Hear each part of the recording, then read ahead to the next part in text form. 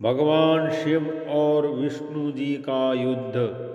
कभी आपने सोचा है कि अगर भगवान विष्णु अपनी पहचान खो दें और पाताल लोक में मोह और अहंकार के कारण सृष्टि में असंतुलन उत्पन्न हो जाए तो क्या होगा।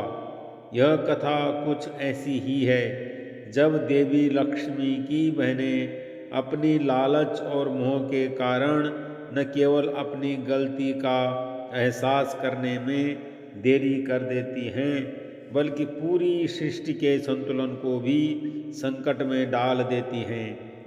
यह कहानी तब शुरू होती है जब देवी लक्ष्मी की बहनों ने भगवान विष्णु से एक ऐसा वरदान मांगा जिसमें भगवान विष्णु उनसे पाताल लोक में पति के रूप में निवास करेंगे और सब कुछ भूल जाएंगे। भगवान विष्णु जो अपने भक्तों की भलाई के लिए हमेशा तैयार रहते हैं, अपनी दैवीय शक्ति से यह वरदान देते हैं, लेकिन यह वरदान उनके लिए एक भारी संकट बन जाता है। जैसे ही भगवान विष्णु पाताल लोक पहुँचते हैं, वह अपनी असली पहचान और अपनी स्मृति को खो बैठते हैं। वह अपनी दिव्य सत्ता को भूलकर सिर्फ एक सामान्य प्राणी की तरह पाताल में रहते हैं। देवी लक्ष्मी की बहनें जो पहले भगवान विष्णु के पति के रूप में उनके साथ पाताल लोक में रहना चाहती थीं, अब अपने मोह और अहंकार में पूरी तरह डूब जाती हैं। उनके मन में यह विचार बैठ जाता है कि अब भगवान विष्णु उनके अधीन हैं। उनके इस मोह और अहंकार के परिणाम स्वरूप उन्होंने अपने पुत्रों को भी यह शिक्षा दी कि भगवान विष्णु के साथ उनके रिश्ते को बनाए रखें और अधर्म का पालन करें। धीरे धीरे उनके पुत्रों के मन में भी यह अहंकार बैठ जाता है और वे अधर्म के रास्ते पर चल पड़ते हैं, जिससे सृष्टि में असंतुलन पैदा होता है। यह असंतुलन भगवान शिव से देखा नहीं जाता। वह सृष्टि के संतुलन के रक्षक हैं और वह जानते हैं कि यदि यह स्थिति ऐसी ही चलती रही तो सृष्टि का अस्तित्व खतरे में पड़ सकता है। इसलिए भगवान शिव पाताल लोक में प्रवेश करते हैं और भगवान विष्णु के पुत्रों का वध कर देते हैं। भगवान शिव का यह कदम सृष्टि की सुरक्षा के लिए आवश्यक था, लेकिन इस कदम से भगवान विष्णु का गुस्सा भड़क जाता है। भगवान विष्णु जब यह सुनते हैं कि उनके पुत्रों का वध हो गया है तो उनका क्रोध आसमान छूने लगता है। वह पाताल लोक में भगवान शिव से लड़ने के लिए तैयार हो जाते हैं। इस युद्ध में भगवान शिव और भगवान विष्णु दोनों अपनी सारी शक्ति का इस्तेमाल करते हैं। भगवान शिव अपने त्रिशूल और रुद्र शक्ति से हमला करते हैं, जबकि भगवान विष्णु अपने सुदर्शन चक्र और अन्य दिव्य शस्त्रों से जवाब देते हैं। यह युद्ध इतना भयंकर और उग्र हो जाता है कि सदियां बीत जाती हैं, लेकिन युद्ध रुकने का नाम नहीं लेता।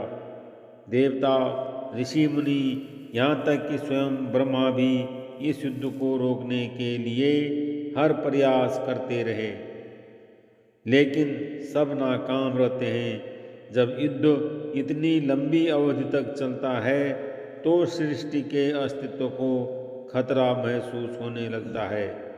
इस समय भगवान गणेश का प्रवेश होता है।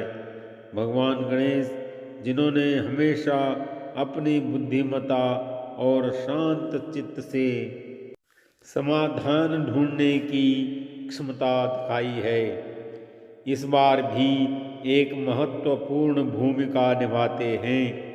वह पाताल लोक में जाते हैं और देवी लक्ष्मी की बहनों से मिलते हैं। वह उन्हें समझाते हैं कि उनका मोह और लालच ही इस संकट का कारण है। भगवान गणेश उन्हें बताते हैं, तुमने भगवान विष्णु को वरदान देकर सृष्टि में असंतुलन पैदा कर दिया है। तुम्हारे पुत्रों का वध हो चुका है और अगर तुमने भगवान विष्णु को उनके वरदान से मुक्त नहीं किया तो सृष्टि का अंत हो जाएगा।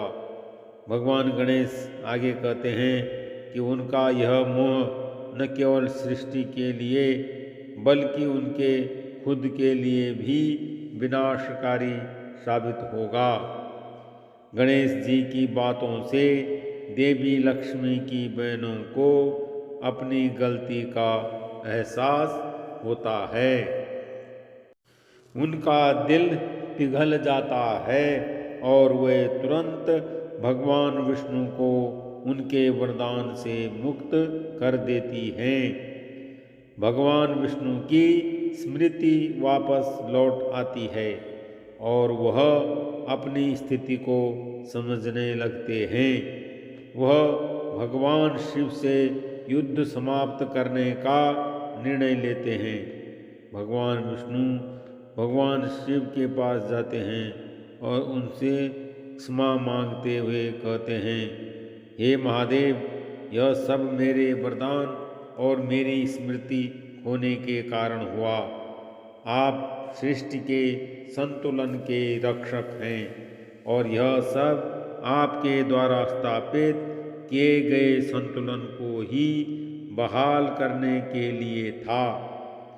भगवान शिव जो हमेशा धर्म और संतुलन के रक्षक रहे हैं, भगवान विष्णु को आशीर्वाद देते हैं और कहते हैं, यह सब सृष्टि के संतुलन को बनाए रखने के लिए आवश्यक था। अब तुम अपने लोक में लौटो और सृष्टि का संचालन फिर से शुरू करो। यह पूरी कथा हमें यह सिखाती है कि मोह और लालच का परिणाम हमेशा विनाशकारी होता है। देवी लक्ष्मी की बहनों का मोह और अहंकार न केवल उनके लिए बल्कि पूरे सृष्टि के लिए हानिकारक साबित हुआ। भगवान गणेश की बुद्धिमता और ज्ञान ने इस पूरी स्थिति को संभालते हुए सृष्टि को संकट से उबारा। इस कथा से यह स्पष्ट होता है कि जीवन में विवेक, संतुलन और सत्य का पालन करना अत्यंत महत्वपूर्ण है।